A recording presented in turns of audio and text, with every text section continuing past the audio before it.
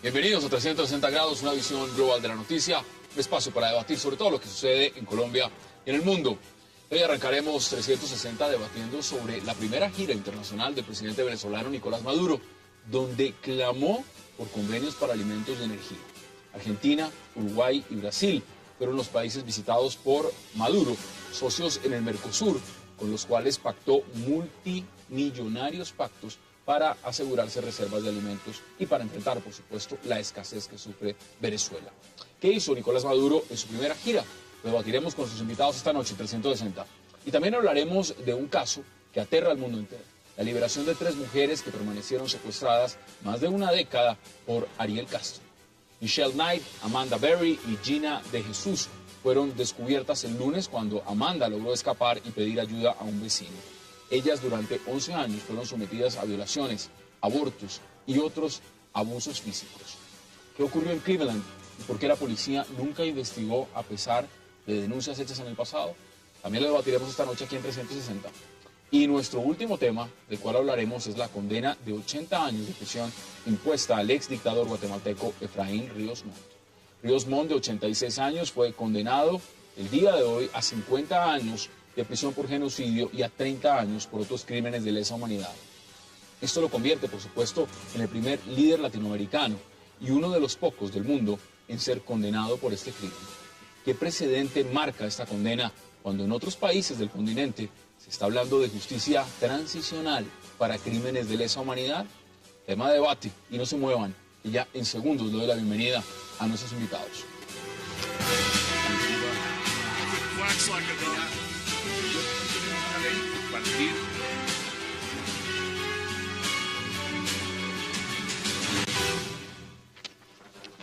Y qué placer darle la bienvenida hoy viernes al set de 360 a Guillermo Rodríguez, a Nicolás Botero, a Jesús Muñoz y a Jorge Garrido. Caballeros, qué placer sobra decirles que es viernes, viernes internacional. Qué gusto tenerlos esta noche. Pasamos buenas noches, gracias. Gracias, Jesús. Bueno, empecemos por Venezuela. Un presidente viajando, buscando alimentos. ¿Cómo ve usted la gira de Nicolás Maduro, Jesús, cuando se va a Argentina, a Uruguay y a Brasil, socios estratégicos en el Mercosur? El presidente ahí tiene 2 estrategias, yo creo que son evidentes y muy claras. Una es un poco reafirmar su posición de presidente, ¿no? Creo que esa es una muy importante, el empezar a distanciarse de la campaña Capriles y empezar a ser el presidente de la República de Venezuela, obviamente con la cobertura de personajes como Ignacio Lula, con la presidenta Rousseff en Brasil, que ha recibido además un apoyo considerable por parte de ellos. Y hay otra que también por debajo, que se podría decir, voy a recoger los intereses del cheque que anteriormente, los cheques que anteriormente emitió mi presidente, el señor Chávez, ¿no?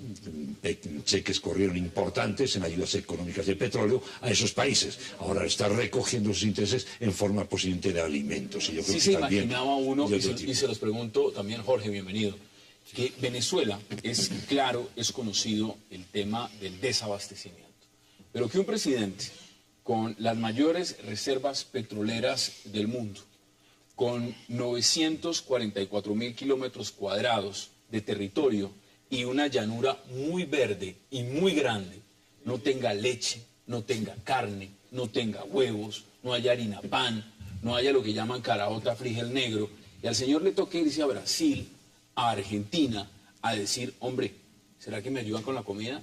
Ese panorama, ¿qué nos dice del modelo político y económico del país? No hay duda que el modelo económico y político del chavismo ha fracasado, ha hecho aguas. Se basó en un gasto social muy grande, evidentemente benefició a la población. La población subió de alguna manera su nivel de vida, pero a costa de un desastre económico muy grande. Ya vemos inflación, ya vemos devaluación. Ahora, yo pienso que él no solamente fue asegurar, digamos, el suplemento alimentario que necesita el país ante la crisis alimentaria. También selló un buen respaldo de Sudamérica, de los países más fuertes de Sudamérica, Argentina, Brasil, solamente pensar en eso. Selló mediante los acuerdos económicos y además mediante el respaldo político, porque hay un programa político y económico de América del Sur que está basado, digamos, en una tendencia sobre la izquierda.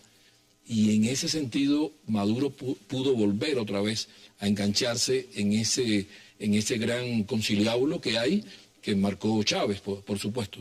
Yo creo que aseguró otra vez una unión y un respaldo de América del Sur, que es un respaldo indudablemente muy fuerte para ellos. Ahora, es muy fuerte, Nicolás, fue un baño de masas peronistas lo que le dio Cristina Fernández. Hay que decir que en Brasil no fue tanto, en Uruguay fuertes críticas a la visita de Nicolás Maduro. ¿Cómo ve usted rápidamente ese balance de lo que es esta primera gira? Buscando alimentos y energía. Pues el señor Maduro está entre la búsqueda de la legitimidad y el derroche, porque la gira le ha costado alrededor de $1 millón, ¿no?, por estado.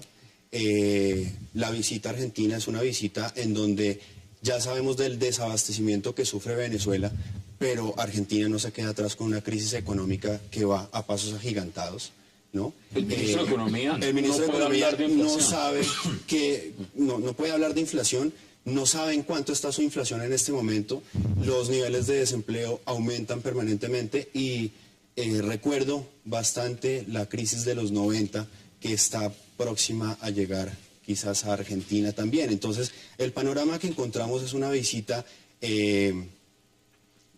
por la búsqueda de la legitimidad del gobierno del presidente Maduro, por una crisis económica y una crisis al interior del Estado que se hace cada vez más evidente, con cifras de 56 crímenes u homicidios por cada 100.000 habitantes, en una población muy pequeña como es la de Venezuela, de 30 millones de habitantes. No, entonces, los indicadores no son favorecedores. Ahora, está buscando. Antes de darle la palabra a Guillermo, quiero que veamos qué dijo justamente el presidente venezolano en Argentina. Veamos. Sobre el tema de la seguridad alimentaria, bueno, hemos hecho un conjunto de convenios para garantizar, fortalecer y retomar otra vez la reserva alimentaria que Venezuela, el presidente Chávez, creó para 3 meses. Ha tenido problemas de abastecimiento severos, hay problemas de abastecimiento, producto de varios factores. Uno de ellos, aunque usted no lo crea, como dice por ahí la película, aunque usted no lo crea, sabotaje. Decir que es sabotaje. 51 convenios firmó solamente en Argentina. Claro, hay que decir que a veces hay convenios como los que firmaron con Irán para hacer bicicletas, pero pues son convenios. ¿Qué tan importantes son los convenios? Vaya uno a saber. ¿Cómo ve usted el balance de lo que es esta gira? Pues, Hassan, lo más importante es que este es el resultado de un gobierno que se dedicó en 12 años al desparpajo, al populismo, al derroche y a creer que tenía más adeptos y bien querientes en el corto y mediano plazo, quitándole a aquellos que tenían algo más que los menos favorecidos, producto de trabajo de años, para darlo a los menos favorecidos. Un Aldo muy altruista, pero pues enseñar a la población a no trabajar, a no producir y no autoabastecerse, tiene unos resultados fatales, funestos. Esto viene no solamente del veto que va a tener Venezuela, porque pues, su déficit es impresionante. Los indicadores económicos son catastróficos. A PDVSA es muy alto. Si hablamos de cifras, las cifras son relativas. Si ustedes examinan las cifras Gini, es hasta favorable, es hasta favorable, y han encontrado que la desproporción y la desigualdad en Venezuela la han atacado. No sé cuál es el concepto para esas encuestas y para esas estadísticas, llaman mucho la atención, y pues de muchos socios y aliados hoy de Venezuela van a empezar a fracturarse por su mismo déficit fiscal. El primer caso es Argentina, que va a tener... Que tiene una gran dependencia en este momento, y el tema de la legitimidad. Pero miren, no podemos desconocer también el fin de semana, fue cumbre de Petrocaribe. Y cuando hablamos de Petrocaribe hablamos de petrodiplomacia, no me refiero a Petro, el alcalde de Bogotá, sino a petróleo. Petrodiplomacia. Que también tiene su relación. Que es la petrodiplomacia. ¿Qué tan importante es esta petrodiplomacia? Porque si bien es cierto, Chávez hizo las relaciones internacionales a través del petróleo, ¿tiene Maduro obligatoriamente que continuar ese legado? ¿Es la única forma que tienen para continuar con el modelo, mantener la revolución? No, lo va a intentar continuar, si los precios del petróleo se lo permiten, por supuesto. Ahora, tenemos que ver una cosa, no solamente fue a la búsqueda de un respaldo, es que lo consiguió. ¿En qué medida él puede gobernar con este apoyo que le está dando el resto de América del Sur? Apoyo político, legítimo y económico. Eso le da como un poco de aire. Ahora, si puede gobernar así o no, lo que yo creo que no puede seguir gastando, no está gastando. Evidentemente tiene que hacer un cambio radical. A ver, yo creo que Venezuela no se puede separar de tampoco el Cono Sur. Hay que empezar por ahí. O sea, en efecto, va a pasar factura, y va a pasar factura, obviamente, a las economías peor organizadas. Eso también es evidente. O por lo menos si tuvieron, como dice Guillermo, pues un sentido altruista, tampoco se supo organizar, ¿no? Creo que tampoco se enseñó a la gente a pescar el pez, ¿no? Se repartieron peces, pero no se les enseñó a pescar en muchas ocasiones, ¿no? Y quizás hay un déficit. De hecho, el señor Maduro ha reconocido, ¿no?, que hay un déficit muy grande en lo que es la industria alimentaria, ¿no? Y en la industria agropecuaria tiene un déficit espantoso, ¿no? O sea, ya son cifras que prácticamente rayan con lo africano, ¿no? Porque antes se permitió el lujo durante muchas décadas. Venezuela se dedicaba a comprar de todo, no le hacía falta manufacturar nada. Ahora los tiempos cambiaron. El déficit también le va a caer a América Latina. Una cosa es... Por lados, eso no se puede separar. El Cono Sur, Argentina, Uruguay, Bolivia, todo eso va a pasar factura a la crisis mundial, eso va a pasar. Y hay otra cosa también que tener en cuenta, hay dos visitas, ¿no? También hay que tener en cuenta, eso fue de Obama por el norte, ¿no? Hay un tema de lo que está pasando también. Veamos declaraciones, ya vimos que dijo... Hay otra cosa que nos interesa muchísimo para que no se Así que vamos a ensayar nuevos modelos, nuevos métodos, nuevas fórmulas productivas con la ayuda de Brasil, de sus técnicas de planificación, de sus métodos de gestión, de sus técnicas de siembra, de seguimiento, de riego. Bueno, Venezuela tiene que aprender un todo el modelo Mercosur. Miremos que hay un jugador que ahora no está, por lo menos está inhabilitado, Paraguay. Y ya el Partido Colorado más que una mutación, al una poder amputación. en Paraguay, un tema que sobre lo que tiene que ver con Mercosur, Yo pienso que la tendencia de Maduro, Chávez decía que era el más moderado de todos ellos, comparaba fue 100% perfecta. Bueno, al lado de Diosdado, la tendencia debe ser a moderarse y debe ser incluso a negociar si quiere Y la seguir primera gobernando. tanda de auditoría dio como Y resultado aunque América del Sur le ha dado apoyo, debe haberle dado también 99.98 consejo. Porque de Lula revisión sabe mucho perfecta de de los estas cosas. resultados. Y sabe que por ese camino no va a Esto lo digo gobernar porque Venezuela. nuestro país es un país Tiene que profundamente negociar más democrático. tarde o más temprano Tiene un con sistema la oposición electoral de alguna moderno, manera. avanzado, Quizás cuando la oposición baje un poco y quizás se canse, se agote confiable. de esa resistencia. Pero la tendencia debe ser muy bien esa, es que no aceitado hay otra. también ese sistema. Ahora, una cosa es la visión que hay en el exterior Ya vamos del a ver más problema de adelante, después de Venezuela la pausa, y otra también cosa es la visión unas interior. declaraciones En realidad nadie ha María condenado a Corina Venezuela. Machado. Y Explicando más o menos internamente cómo sí hay una funciona gran lucha. Pero internamente no sí hay una condena, por lo menos internamente. En la oposición, Pero hay que mirarla en el contexto internacional. Pero el contexto internacional nadie lo ha condenado. Nadie lo ha condenado. El único que se intentó un poquito hacerlo fue el ministro de Relaciones Exteriores español y tuvo que... Bueno, los Estados Unidos. Finalmente. O sea, y dijeron, no, aquí. Dijeron, o sea, Estados Unidos. Bueno, Demos conclusiones, porque vamos a hablar también de el secuestro en Cleveland. Pues mis conclusiones son que muy posiblemente el objetivo de Brasil es intentar que triunfe una tendencia más moderada en el gobierno venezolano para evitar una situación que genere inestabilidad en la región latinoamericana. Uno. Dos, Maduro iba por mucho más y solamente recogió acuerdos a nivel energéticos para proveerse de energía a Venezuela y los alimentos para la producción Pero de recuerden que alimentos. dice que tienen boicot, las reservas más grandes de petróleo del mundo. Por eso. Yo nunca he visto Es a un un derroche. emir de Qatar, ni de Emiratos Así Árabes Unidos, ni al monarca saudí sido los en 14 desiertos mendigando comida han por sido los- petróleo. han sido No me los los 14. imagino. El caso venezolano en ese sentido es literalmente patético. Han Pero sido bueno, los 14 años más fuertes, cruciales y empobrecedores, si se puede decir de esa manera, de Venezuela. deme sus conclusiones rápidamente. El desparpajo de Venezuela ha traído esta crisis.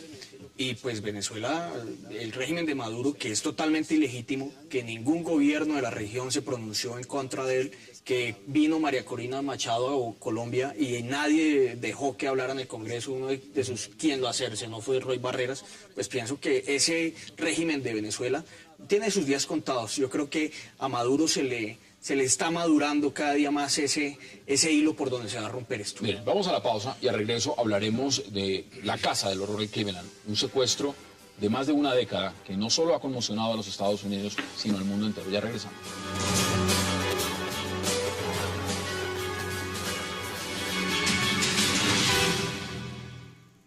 El poder de las grandes decisiones económicas lo tiene La República, el primer diario de negocios de Colombia, con análisis y precisión de los acontecimientos económicos que mueven al mundo, con un completo sistema de información que le brinda la posibilidad de actuar oportunamente en el mundo de los negocios. La República, el origen de los negocios.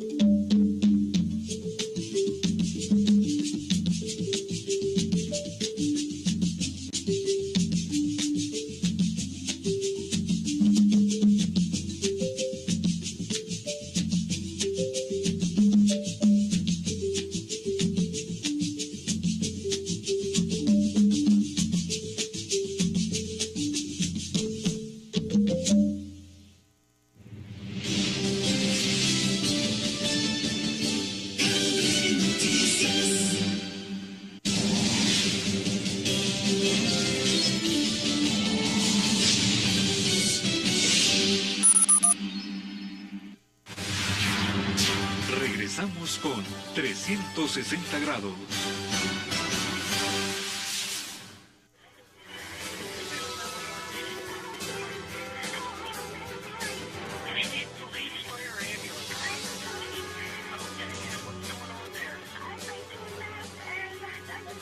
Regresamos a 360 y ahora vamos a hablar de lo que significa la Casa del Horror, así la han bautizado en los Estados Unidos, y lo que ocurrió en Cleveland.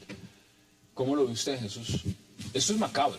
Realmente desde donde se mire no logra uno entender los antecedentes, el secuestro y lo que ha significado esto en los Estados Unidos.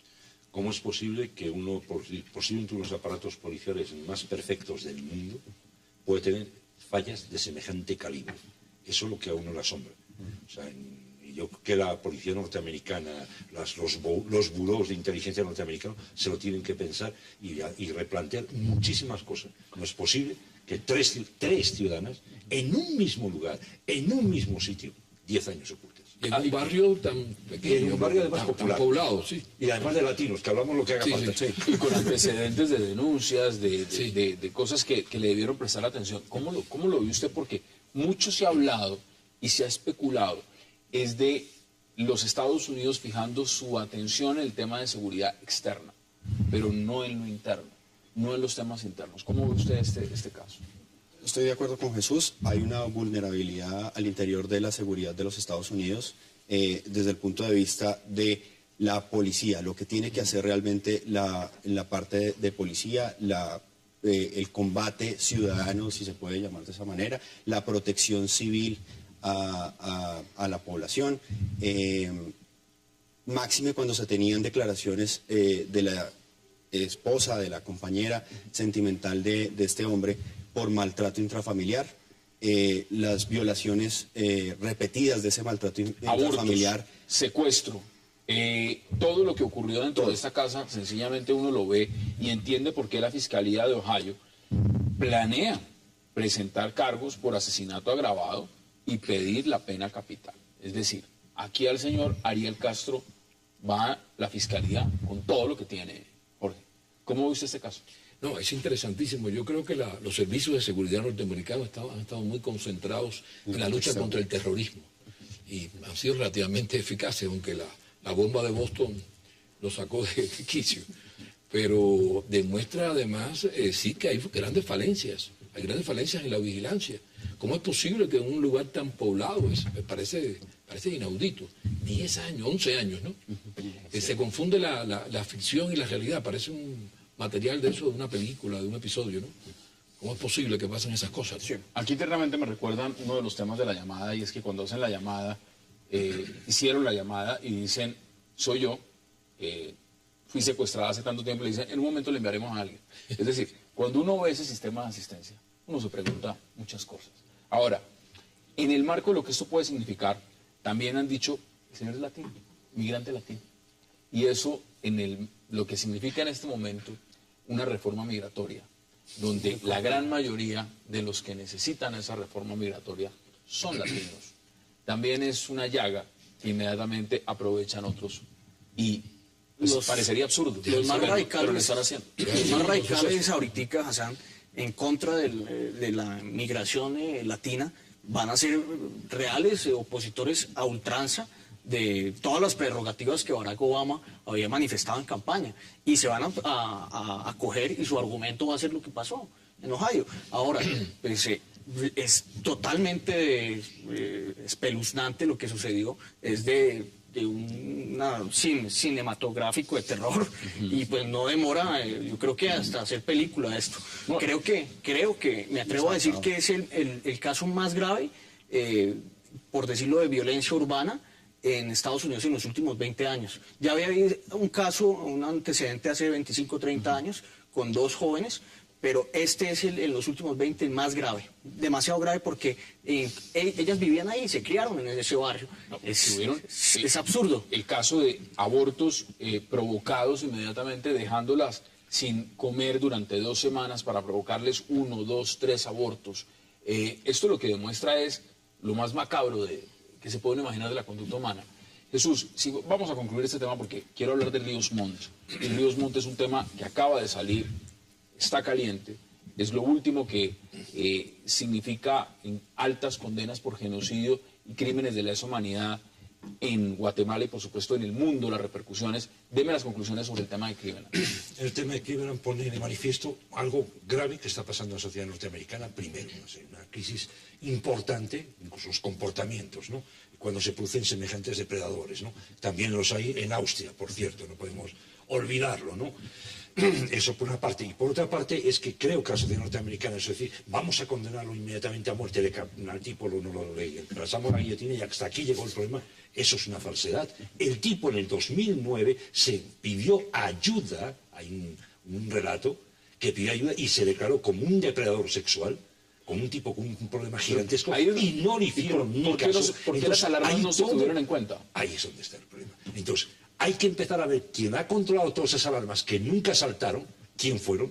A esos a lo mejor también hay que sentarles en el banquillo. No solo al monstruo, ¿no? Sino también a quienes en ese momento tenían la responsabilidad de proteger a esas 3 ciudadanas, no lo supieron hacer. Demos conclusiones, Nicolás. Una reforma inminente al sistema de policía de los Estados Unidos y a los sistemas de alerta temprana también para poder ayudar a combatir, prevenir y analizar pruebas que se tengan contra estos delitos. No, tiene el sistema de seguridad norteamericano que concentrarse más en la atención a la población y no tanto al terrorismo, para lo cual se han preparado durante muchos años, evidentemente.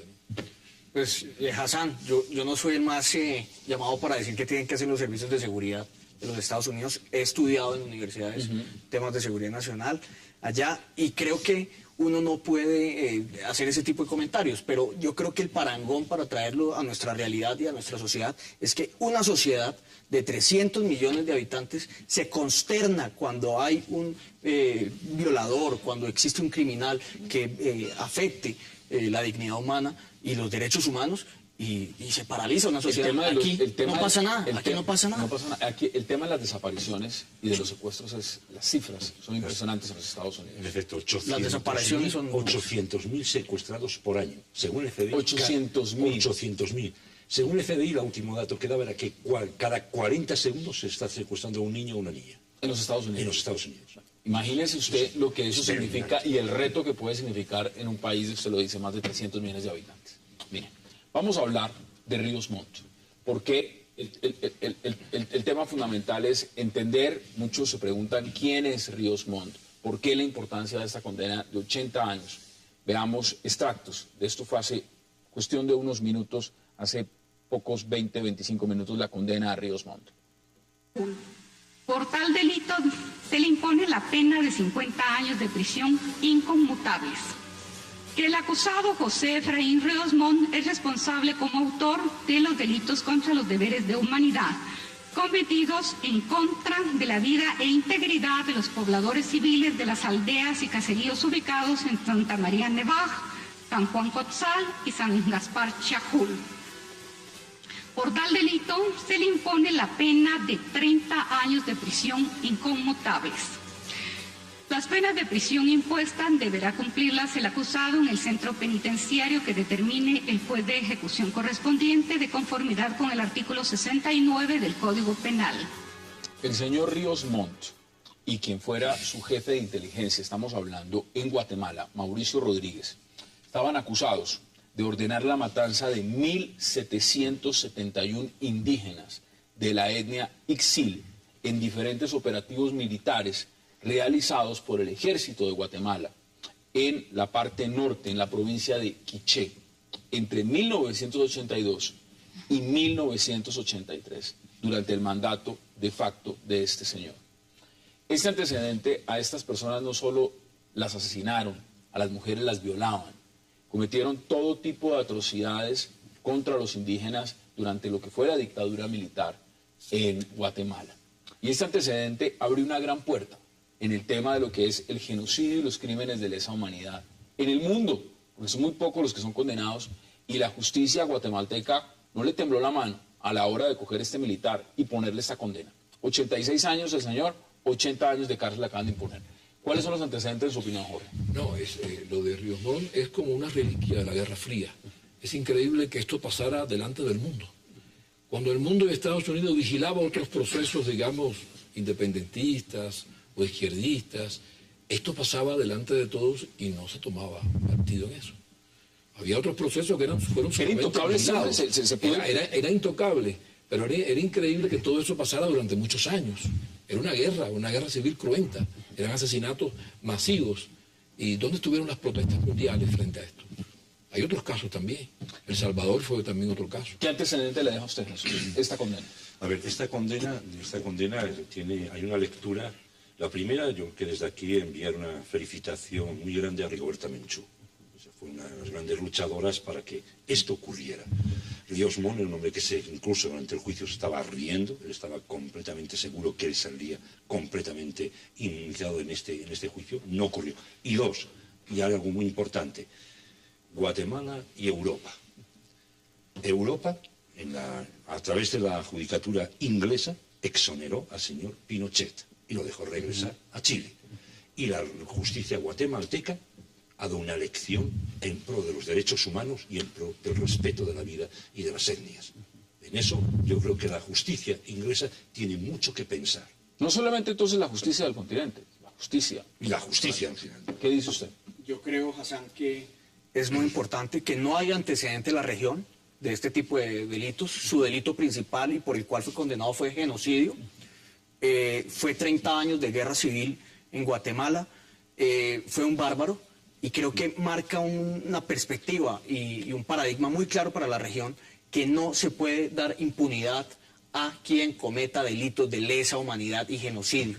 Los delitos de lesa humanidad tienen que ser condenados por la justicia local o por la justicia internacional. El tema fundamental de lo de Guatemala, y mirándole la coyuntura del proceso de paz que se adelanta en Colombia, es justamente ese, que no puede haber impunidad por crímenes de lesa humanidad.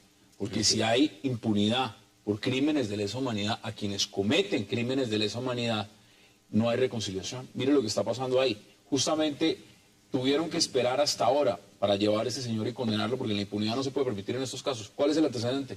Pues el antecedente es 13 años de juicio a este bárbaro porque realmente exterminó a etnias y, como lo decían mis antecesores en el panel, pues realmente desborda todo entendimiento lo que hizo este hombre.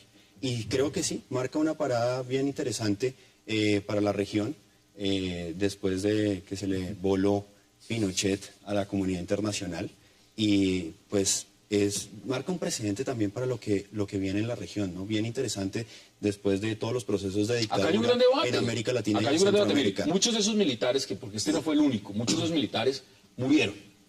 Entonces no se pudo llevar a la justicia. Otros la justicia no operaba y se pensaba que eran intocables, que no se podía llevar. Pero ampliemos el marco. ¿Qué significa en la coyuntura de los crímenes de lesa humanidad? Porque ese es el trasfondo. Aquí lo que se está sentando es un precedente frente a quienes cometen crímenes de lesa humanidad y genocidio. Se les dice, señores, esto no se puede permitir. No importa si es un militar, no importa si usted es un guerrillero, sencillamente la justicia en estos casos opera.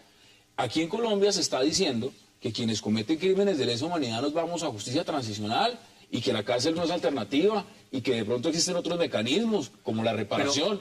Ese antecedente que está pasando en Guatemala, ¿qué precedente sienta para los que están acá sentados? Tiene que decirle, el mensaje es para quienes están gobernando y quienes están llevando el proceso de paz, de que no se puede llevar un proceso de paz con justicia transicional, decirle a la sociedad y a las víctimas que un momentico que salen estos señores, se les suspende la ejecución de la pena y salen a hacer política y ampliar el Congreso en curules para que sean legisladores. Eso es lo importante, lo que hay que decirle al país. Y es un mensaje para quienes están en la mesa de negociación en La Habana, quienes están allá buscando una reconciliación, sin cese de hostilidades, sin entrega de armas, sin concentración de la tropa, sin verificación, sin penas y con elegibilidad. Yo pienso que esto que está pasando en Guatemala manda un mensaje y traza el paradigma de que no puede haber un proceso de paz sin impunidad y que los delitos de lesa humanidad tienen que ser punibles. El poder punible del Estado está en vilo y es la sociedad que tiene que jugar aquí un papel importante. ¿Se puede jugar lo que está pasando en Guatemala con repercusiones acá o usted lo ve alejado? No, aquí no va a pasar lo mismo, en absoluto. Aquí va a pasar un poco la mención que habías hecho tú antes, Salvador. Salvador, se llegó a un acuerdo de paz entre ambos bandos y ahí nadie pasó por ningún tipo de tribunal y hubo barbaridades por la vida. ¿Y qué está pasando en Salvador? ¿Qué está pasando en Salvador? ¿Qué está pasando en Salvador? El problema de las maras ya es transnacional. Es transnacional de armamento, sí, señores. Cocaína, de estupefacientes, violaciones de derechos humanos permanentes, pues reproduciéndose los focos de violencia mucho más grandes en la parte ciudadana. Es que lo malo de eso es que en este país eso ya está ocurriendo. Bueno, pero entonces, ¿qué se hace cuando justamente se tiene en cuenta acá que es que el tema fundamental es los crímenes de lesa humanidad? Es que lo que se está debatiendo aquí, la condena no es por cualquier cosa. Esto no es un tema distinto a cuando se comete genocidio. ¿Ha pasado lo mismo en Colombia? No, Hassan, es ridículo decirlo, pero la justicia local en Guatemala trabajó muchos años, más de una década, para lograr justicia. Aquí llevamos más de 50 años y es absurdo que no hay una sola condena por delitos de lesa humanidad contra ni un solo miembro del secretariado de las FARC. No hay un solo proceso. ¿Qué nos dice eso? Entonces, eso nos dice que tenemos un sistema judicial que es erróneo y pues que tiene unas dificultades. No lo podemos desconocer, no podemos deslegitimar lo que hay. Pero pues sí tenemos que hacerle un llamado a las instituciones de que aquí tiene que haber poder punitivo. ¿Qué puede decir el señor fiscal general? Que tiene una posición respetable, absolutamente, porque minimalismo, todas las respetables, él es pero él dice, ya no hay que minimalista. acusarlos, sino hay que mirar si se les da hasta derecho de oportunidad. ¿Qué antecedentes se puede dar frente a eso que está pasando en Guatemala? No, yo pienso que hay una cosa que quiero responderle. La impunidad no es solamente con las acciones de la guerrilla.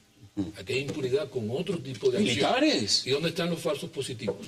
Hay que preguntarle al presidente Santos. No. Pregúntele al presidente Santos qué pasó con los 3.000 falsos positivos. Pregúntele al presidente Santos qué pasa con las intervenciones y con lo que está pasando. No, Colombia ha sido, mire, sí, claro, pero yo le puedo decir que la impunidad, le puedo decir el proceso de paz con los paramilitares, donde sí hubo concentración, verificación, entrega de armas, donde hoy están extraditados, donde hoy el presidente que extraditó a los paramilitares, se encuentra su seguridad amenazada por extraditar a esos paramilitares. Entonces, si usted le hace mención a eso, yo pienso que... No, ayer se le menciona todo. No, y es un conflicto, yo creo que hay una cosa... Tengo que ir a la pausa, y les doy la palabra de inmediato. Hagamos la pausa 360 y ya regresamos. Porque si no, no resolvemos.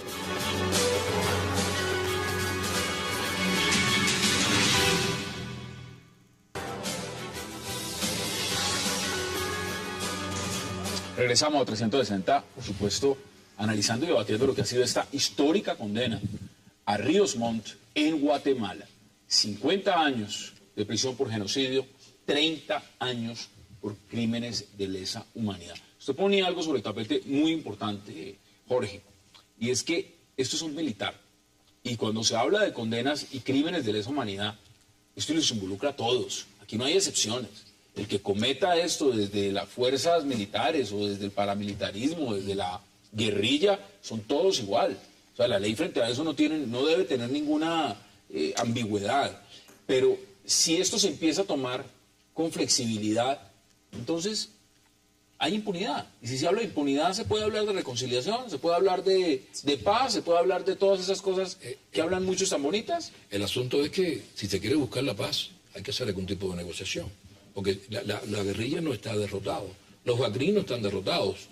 La guerrilla no está derrotada. No estamos haciendo en un juicio, ni estamos en un proceso de rendición. Ellos están sobre las armas. Pero hablemos de crímenes de lesa humanidad. Sí, claro. Hablemos de este caso. Una cosa puntual es no estar derrotado militarmente, pero hacer concesiones frente a crímenes de lesa humanidad cuando, mire lo que está haciendo en Guatemala, se debe de dar. Sale al final. Si se dan ese tipo de concesiones, no puede existir reconciliación.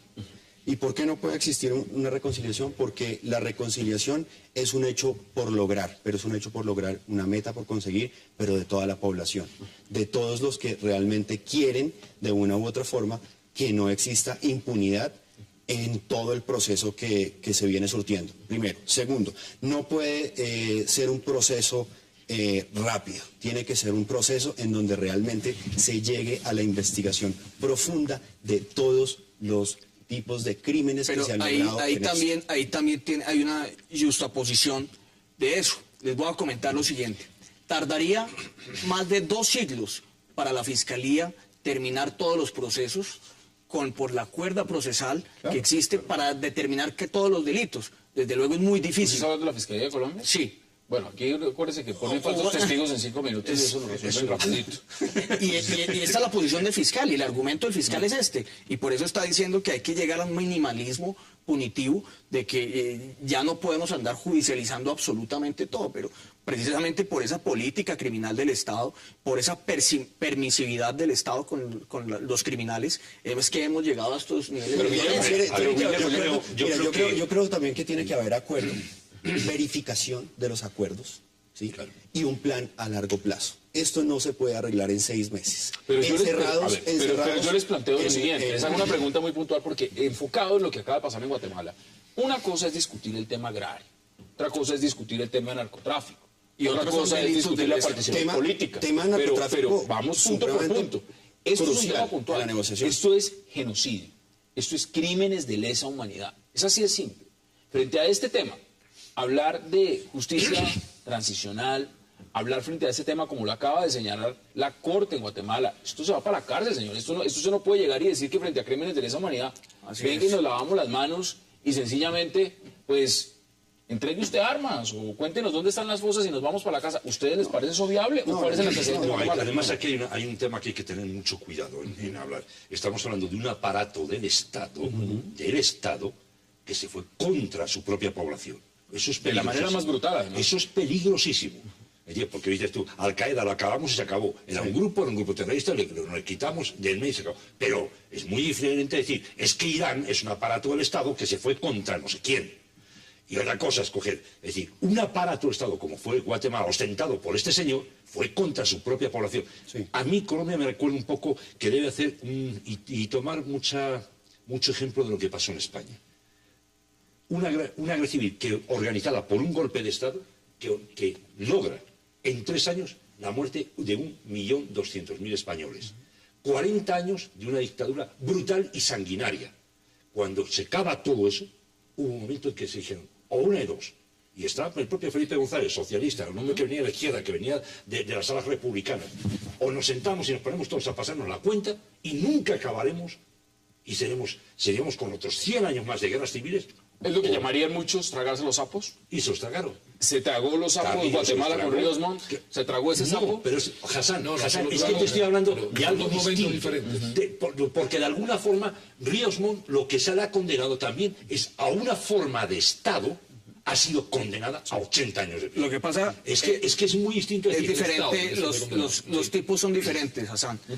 Lo que pasó en España, nunca hubo un genocidio. En España, la ETA nunca cogió y desapareció a grupos. Sí, hubo una guerra civil. Aquí llevamos 50 años de una guerra civil, pero aquí no hubo genocidio. Aquí sí hubo genocidio. Aquí hay desapariciones forzadas. Aquí existen delitos de más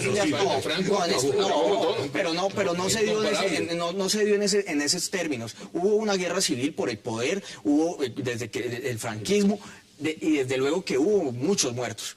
Y hubo unos excesos del Estado, del aparato estatal, pero no se compadece y es muy diferente a hablar aquí de delitos de lesa humanidad, genocidio, desapariciones forzadas. No, estamos de acuerdo, el franquismo fue terrible.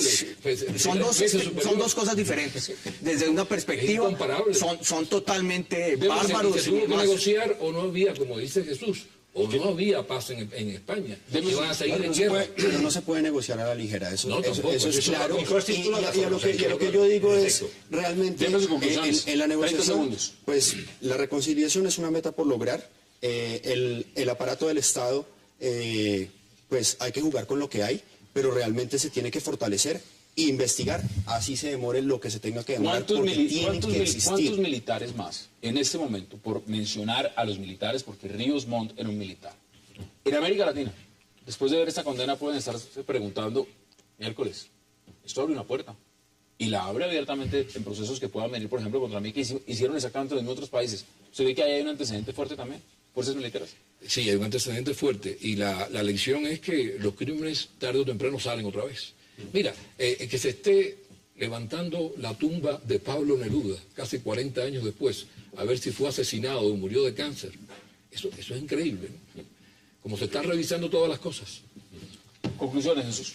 Concluyones en 30 segundos. Creo que el Poder Judicial en Guatemala le ha dicho al Poder Ejecutivo, cuidadito, incluso a su actual presidente. Que es un militar, además. Cuidadito, al señor Otto Pérez le ha dicho, cuidadito. Y que estas aventuritas de aparatos del Estado en el exterminio de sus propias poblaciones se acabó. Muchos pensaban que Ríos Montt no podía ser condenado por estar Otto Pérez Molina en el poder, otro militar, y lo que acabamos de darnos cuenta es que la justicia operó. Y no quiero saber lo que vaya a pasar a partir de esta condena en Argentina y en Chile de nuevo. ¿Conclusiones? 20 segundos. Creo que la región, y específicamente Colombia, tiene que tener mucho cuidado, la sociedad civil, de lo que está sucediendo en la región. Esto es un antecedente de los delitos de lesa humanidad, no son negociables, los delitos que están en el Estatuto de Roma no son negociables y no puede haber impunidad en un proceso de paz donde hay delitos de lesa humanidad. Este señor, 86 años. Sin impunidad para 80 cualquiera de los años. bandos. No son escarcelables. Sin impunidad para cualquiera de los bandos también. Nunca va a terminar de pagar la condena. A quien cometa crímenes de lesa humanidad, a quien los cometa. Eso es importante porque realmente no se puede utilizar esta sentencia para irse en lastra en ristre contra el que venga. Jorge Garrido, gracias por aceptar la invitación. Un verdadero placer. Nicolás, gracias como siempre también. Muchas gracias. Guillermo, gracias por aceptar la invitación. Gracias. Jesús, gracias por aceptarla. Gracias a ustedes también. Y nos vemos de nuevo en una nueva emisión a las 8 el día lunes para seguir debatiendo toda la agenda política de Colombia y del mundo. Hasta una próxima.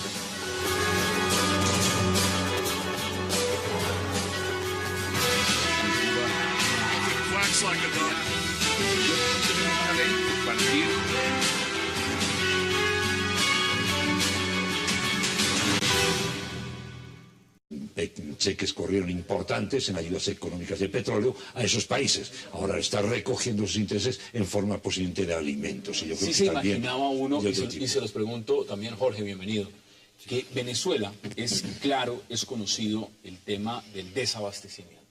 Pero que un presidente con las mayores reservas petroleras del mundo, con 944.000 kilómetros cuadrados de territorio, y una llanura muy verde y muy grande no tenga leche, no tenga carne, no tenga huevos, no haya harina pan, no haya lo que llaman caraota, frijol negro, y al señor le toque irse a Brasil, a Argentina, a decir, hombre, ¿será que me ayudan con la comida?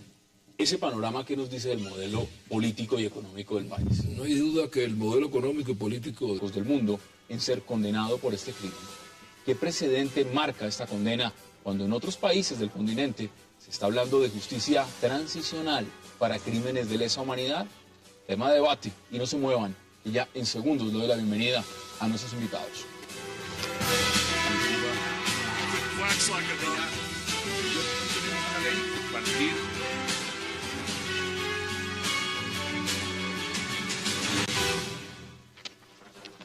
Y qué placer darle la bienvenida hoy viernes al set de 360 a Guillermo Rodríguez, a Nicolás Botero, a Jesús Muñoz y a Jorge Garrido. Caballeros, qué placer sobra decirles que es viernes, viernes internacional. Qué gusto tenerlos esta noche. Pasamos buenas noches, gracias. Gracias, Jesús. Bueno, empecemos por Venezuela. Un presidente viajando.